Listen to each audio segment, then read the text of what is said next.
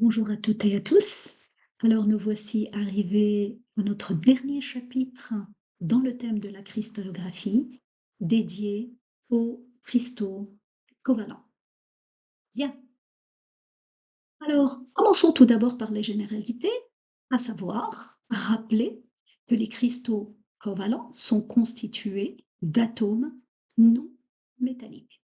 Où se trouvent les atomes non métalliques dans le tableau périodique? Eh bien, ils sont dans la zone verte que vous avez ici.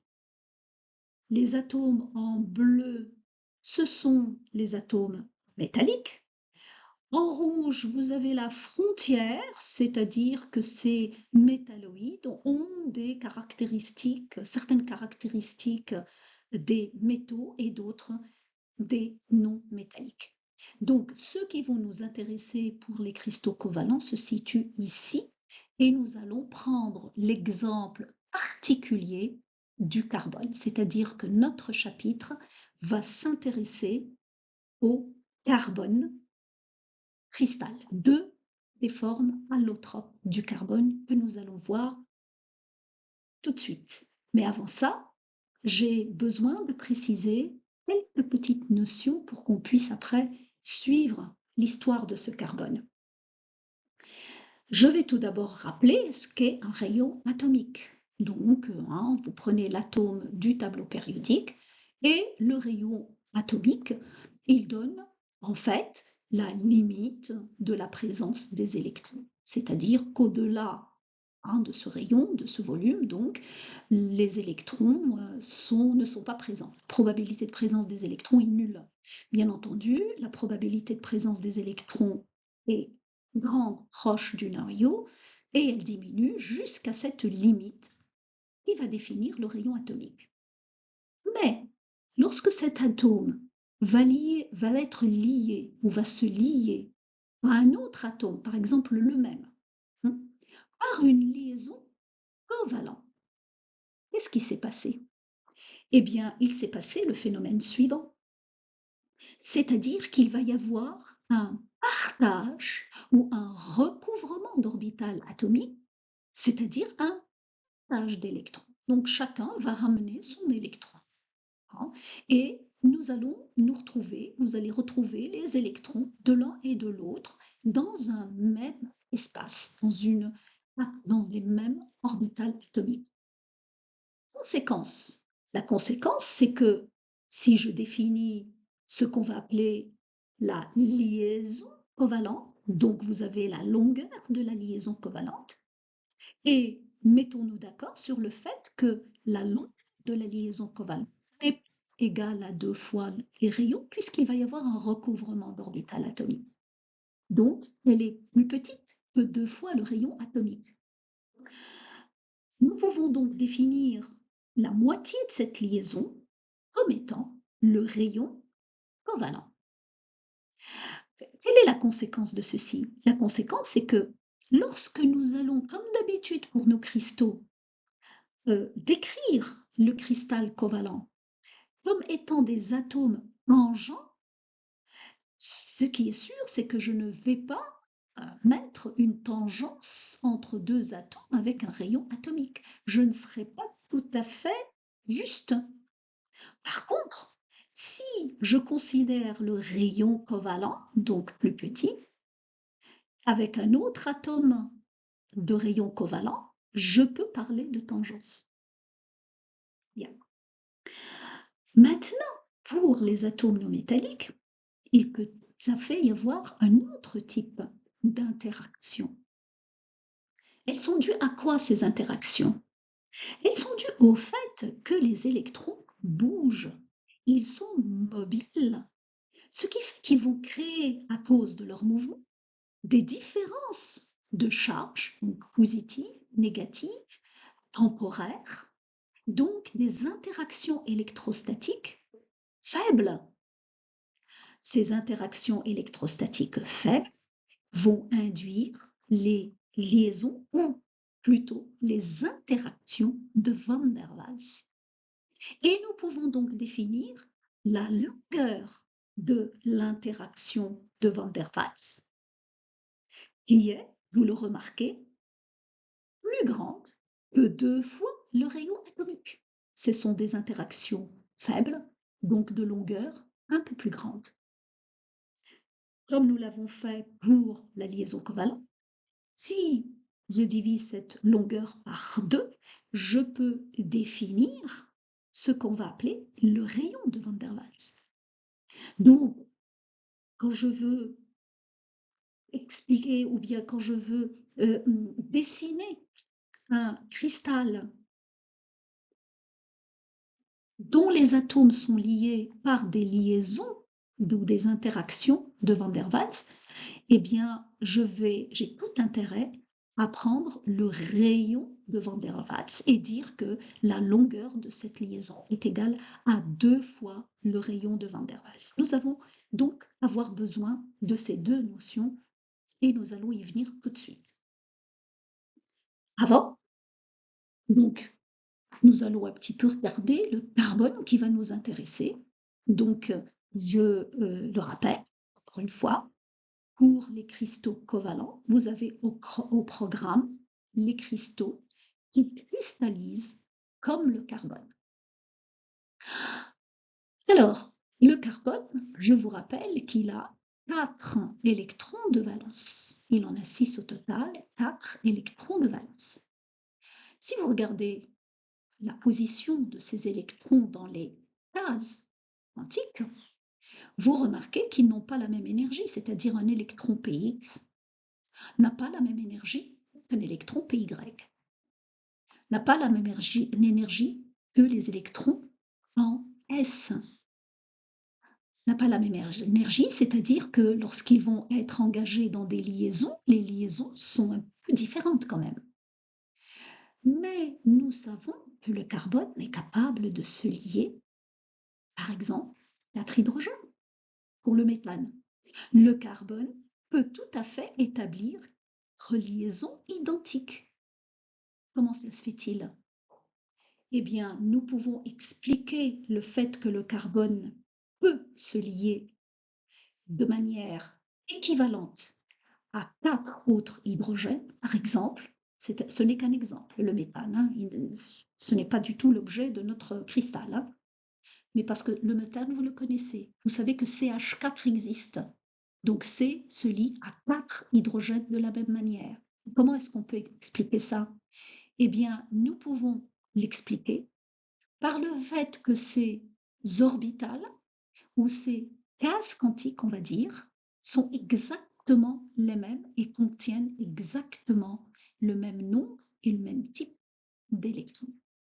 Donc, c'est comme si je faisais une moyenne entre ces 4 cases, S, P1, P2, P3, et chaque case, je vais l'appeler SP3. C'est comme si chaque case était la moyenne entre ces cases-là. On dit que le carbone est hybridé SP3.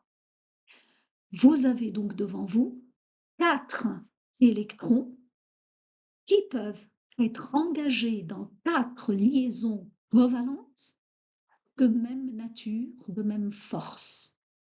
Avec qui? Pas avec H, bien entendu, puisqu'il s'agit du cristal carbone, donc c'est avec C, C, C et C.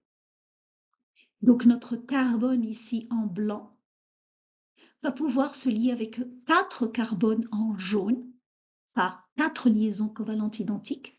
Bien entendu, ce carbone-ci va aussi se lier avec 3 autres carbones, plus celui-là, etc., etc., pour former un cristal CCCC dans lequel chaque carbone est lié à 4 carbones par des liaisons covalentes identiques.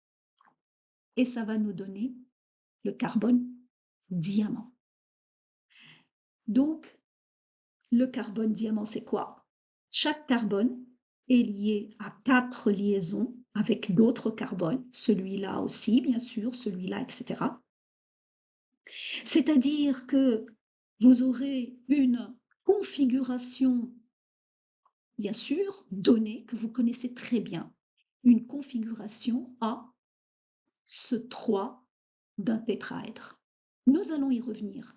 Mais avant d'y revenir, j'aimerais passer à un autre type d'hybridation. C'est ce qu'on appelle l'hybridation sp2, c'est-à-dire que ces électrons peuvent se réorganiser de telle façon à avoir S, P1, P2, donc 3 cases quantiques identiques, et la quatrième qui est différente. Ceci s'appelle une hybridation sp2. Donc vous avez la moyenne entre 3 cases quantiques et le dernier électron en pz, il est à part, il est différent. Différent dans le sens énergétique du terme, bien entendu. Ces 3 électrons sont capables de créer ou de faire une liaison covalente avec d'autres carbones. Donc chaque carbone, là, en blanc, peut se lier à 3 carbones, en jaune, 3 carbones, donc 3 liaisons identiques. Nous reviendrons à celui-là. Qu'est-ce que ça nous donne si vous avez un carbone lié à 3 liaisons identiques? Donc, c'est une configuration que vous connaissez bien de type AX3, donc plane. Donc, vous avez au programme ces deux types de carbone. Les carbones hybridés sp3 qui vont vous donner le diamant et le carbone hybridé sp2 qui va vous donner le graphite. Et nous allons les voir en détail, donc c'est-à-dire les conséquences de ces deux types de configuration. Bien sûr, première conséquence, vous êtes d'accord que ici, bien sûr, nous allons avoir un électron libre qui va pouvoir faire une interaction de type van der Waals puisque il est libre de ses mouvements, il va bouger, il est délocalisé, il est mobile, alors que dans les liaisons covalentes, les électrons sont immobilisés, ils sont localisés, ils sont engagés dans des liaisons fixes, fortes, de type covalent. Vous avez donc, pour le carbone-diamant, une configuration tridimensionnelle. C'est une conformation tétraédrique, n'est-ce pas? Alors qu'ici, pour le carbone graphite, vous avez une configuration bidimensionnelle, c'est plan, hein, c'est une conformation plane. Alors, quelles sont les conséquences? Nous venons maintenant à l'objet de notre cours. Donc, concernant la structure de type diamant, comment elle se présente? Quelle est sa photo d'identité? C'est une maille cubique mode F, c'est-à-dire qu'il y a 4 motifs par maille. Et comment la décrire? Donc, les carbones occupent les sommets et le centre des faces. Et en plus, les sites tétraédriques, puisque vous avez un carbone qui est lié à 4 carbones. N'oubliez pas que chaque carbone est capable de faire 4 liaisons covalentes identiques. C'est-à-dire qu'il va occuper les sites tétraédriques des carbones. Mais attention, nous n'allons occuper que 4 sites tétraédriques sur 8 et non pas les 8. Donc, un site tétraédrique, le deuxième qui est à l'opposé, le troisième, celui-là il est en un quart, et le quatrième. Ce que je montre en blanc, ce sont les liaisons covalentes que vous voyez dans la maille. Ce qui est donné en jaune, c'est juste un squelette qui nous permet de dire que cette maille est cubique. Ça n'a pas d'existence réelle, ce ne sont pas des liaisons. Attention. Bien sûr, autre chose à laquelle vous devez faire attention et ne pas oublier, c'est que chaque carbone est identique. C'est-à-dire que même celui-là va former une liaison covalente avec d'autres carbones, mais là, il nous va falloir regarder d'autres mailles, bien entendu. Donc ici, je n'ai représenté que les liaisons covalentes qu'on peut voir en totalité dans cette maille. Voici la photo d'identité du carbone diamant. On peut compter le nombre d'atomes. Vous êtes d'accord que vous avez les 8 sommets fois 1/8, les 6 faces, mais fois 1/2, et les 4 sites tétraédriques. 8 atomes par maille. C'est une maille cubique en mode F, donc il n'y a que 4 motifs par maille. C'est-à-dire que chaque motif est constitué de 2 atomes. Donc si je prends 2 atomes, ici ça va être les 2 atomes les plus proches bien sûr de l'origine, le premier motif, celui-là en 0, 0, 0, et en un quart, un quart, un quart. Si je prends ce motif, je vais pouvoir retrouver tous les autres par des translations du mode F que nous avons déjà vues, c'est-à-dire les translations A, B, C, 1 demi A, 1 demi B, 1 demi B, A, 1 demi C et 1 demi B, 1 demi C. Nous pouvons même donner les coordonnées de ces atomes, donc 8 fois 1 huitième, c'est-à-dire les coordonnées réduites, c'est 0, 0, 0. 6 fois 1 demi, c'est-à-dire les 3 atomes des faces les plus proches de l'origine, les fameuses 1 demi, 1 demi, 0, 1 demi, 0, 1 demi et 0, 1 demi, 1 demi, et les 4 atomes des sites tétraédriques, donc 1 sur 2. Je vous ai montré déjà dans la vidéo qui précédait comment vous les retrouvez. Donc vous trouvez 4 de ces 8 atomes. D'ailleurs, je le rappelle ici puisque je vous propose une projection sur la face AB. D'accord? Donc, qu'est-ce que vous voyez? Pour cette projection, dans les sommets, vous voyez les 0 et les 1, hein, pour les 8 sommets. La face, celle-là, 0 et 1.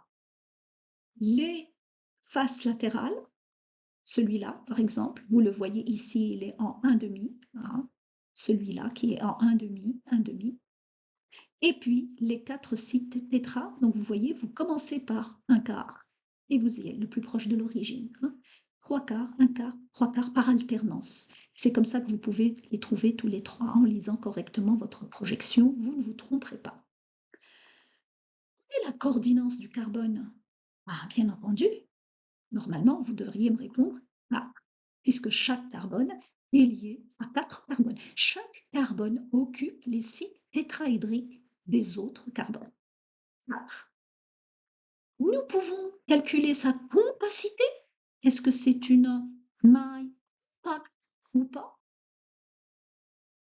Avant, il va falloir que je retrouve la relation entre le rayon et le paramètre A de la maille.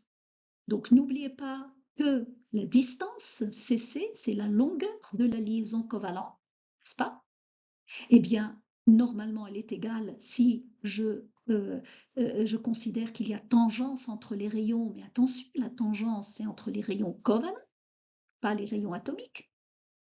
Eh bien, c'est égal à quoi? Le fameux paramètre d'un site tétraédrique, c'est-à-dire la moitié de la diagonale du petit cube, le huitième de la maille, hein, de paramètre A sur 2. Racine de 3 sur 4A. Vous avez la relation entre le rayon et A, donc vous avez sans problème la compacité, donc 8 atomes fois le rayon sur A au cube, la relation entre A ou R vous permet bien sûr de déterminer la compacité de la structure type diamant qui est de 34%. Très peu compacte, n'est-ce pas? Bien sûr, la coordinance est faible.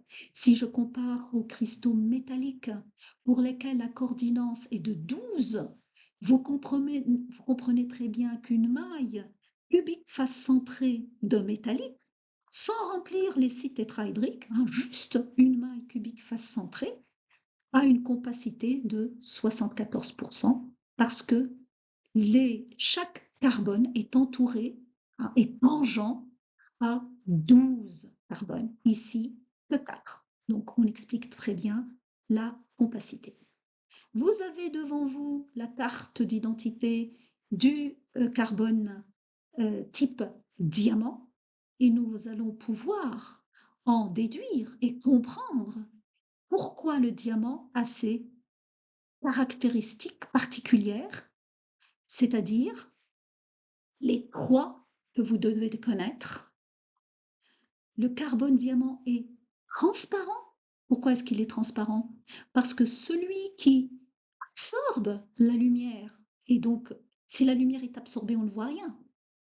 Ceux qui absorbent la lumière, ce sont les électrons. Or, vos électrons ici sont tous engagés dans des liaisons covalentes, c'est-à-dire qu'ils sont tous immobiles, et donc ils ne retiennent aucune lumière, laissent tout passer. Et c'est pour ça que c'est transparent. C'est un cristal très dur. Pourquoi? À cause du nombre relativement élevé de liaisons covalentes. Les liaisons covalentes sont fortes. Donc ce cristal, du coup, il est très dur. Il fait partie des cristaux, si ce n'est le cristal le plus dur qui puisse exister. Et c'est un bon isolant, un excellent isolant. Pourquoi? Parce que qui conduit l'électricité? Bien entendu, ce sont les électrons. Mais encore faut-il qu'ils soient immobiles, mobiles, pour qu'ils puissent conduire. Or, tous vos électrons ici sont immobiles, ils sont localisés. Et donc, ce qui fait du diamant un excellent isolant. Passons maintenant à la structure type graphite. Dans ce cas, je vous rappelle que chaque carbone réalise 3 liaisons covalentes avec d'autres carbones. Donc ces 3 liaisons covalentes se font dans 2 directions différentes, une direction X, Y, et ainsi de suite. Lorsque chaque carbone réalise ces 3 liaisons, eh bien nous obtenons à la fin un feuillet constitué de carbones liés entre eux par 3 liaisons covalentes.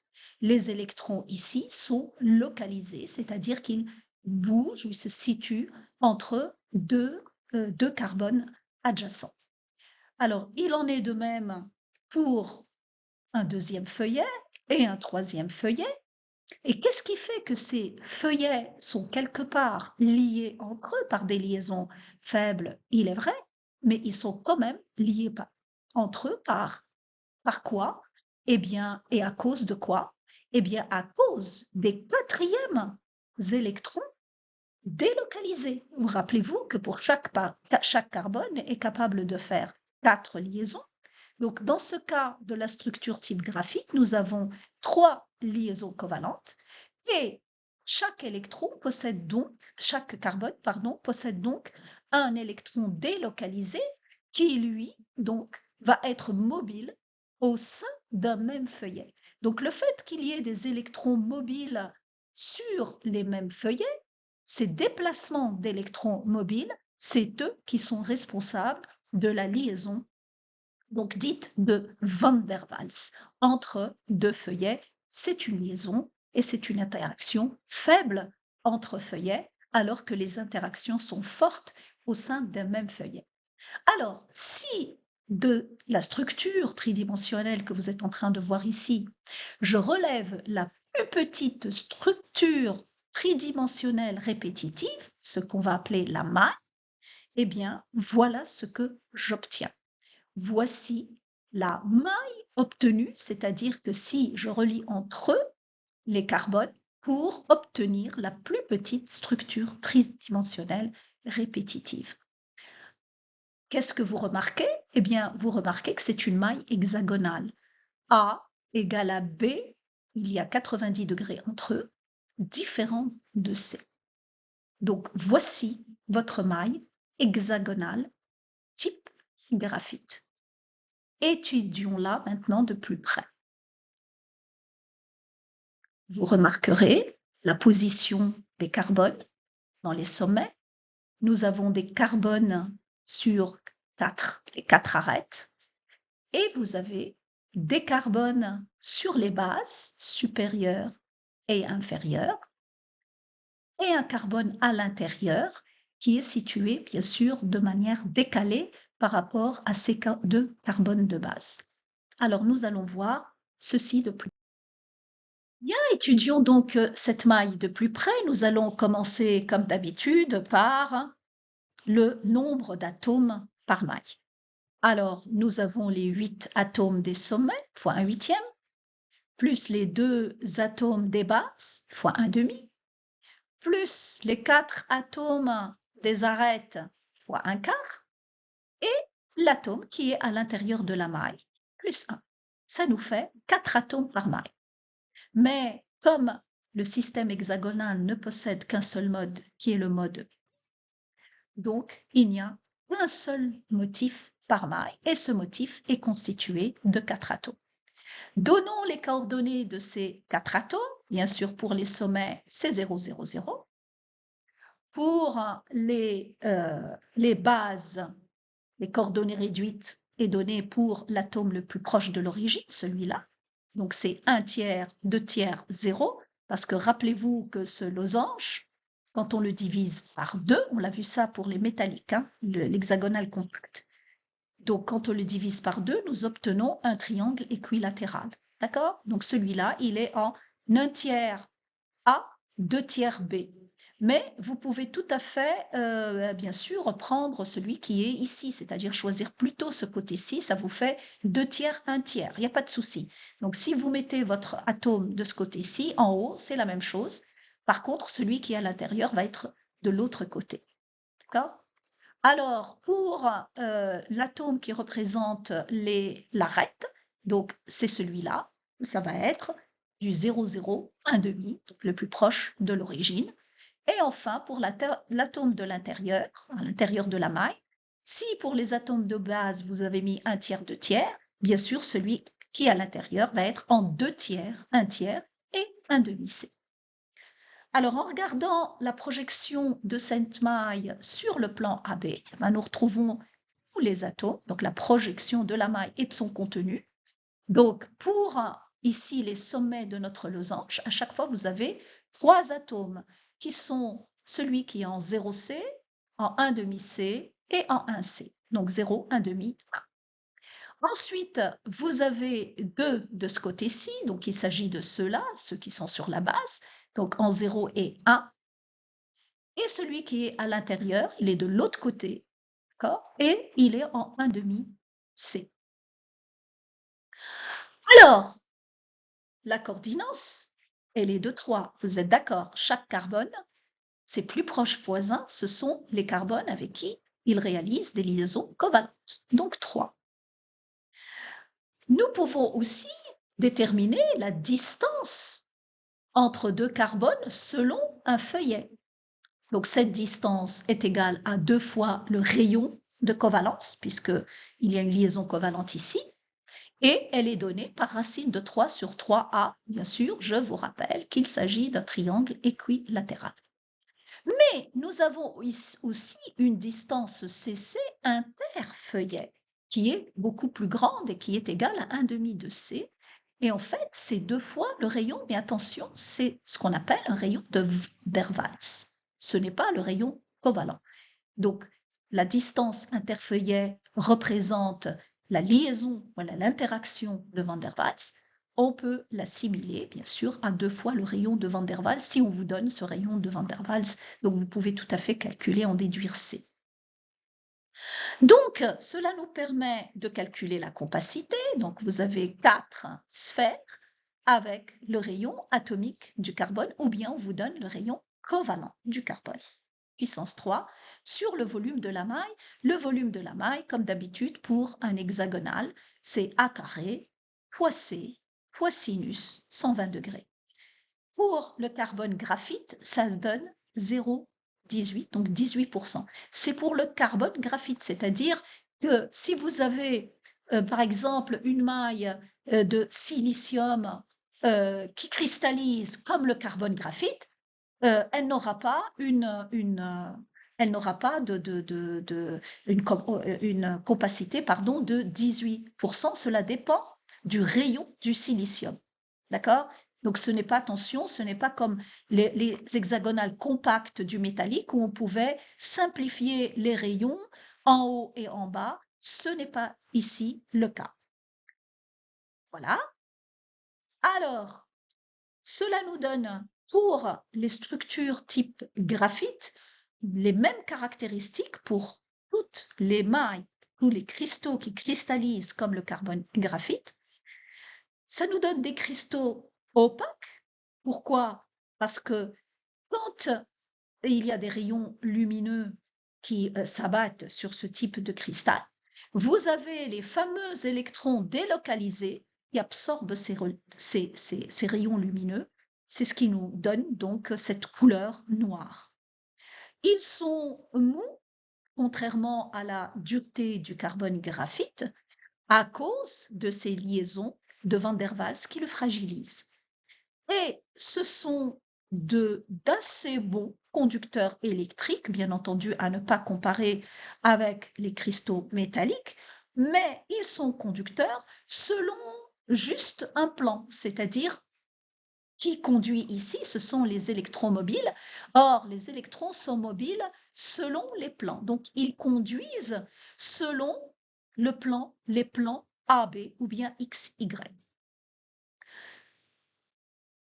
Nous avons donc fini le chapitre des cristaux covalents. Nous avons même fini toute la thématique de la cristallographie. Et j'aimerais boucler tout ceci en vous montrant un exemple de diamant brut, d'un graphite brut. Et qu'est-ce que j'ai représenté ici? Eh bien, il y a un équilibre entre eux, entre carbone, diamant, carbone et graphite, mais cet équilibre, il est déplacé dans le sens du graphite brut. Il s'agit ici de thermodynamique, c'est notre thème, le thème suivant, qui nous dit que delta G de cette transformation est négative, c'est-à-dire que si vous avez un diamant brut, eh bien, il est en train de se transformer spontanément en graphite. Mais bien entendu, la thermodynamique ne nous renseigne pas sur la cinétique, et donc nous sommes tranquilles. Il faut savoir que la cinétique de cette transformation est extrêmement lente. Donc, il n'y a pas de panique. Si vous avez un diamant, il restera diamant, pas de souci.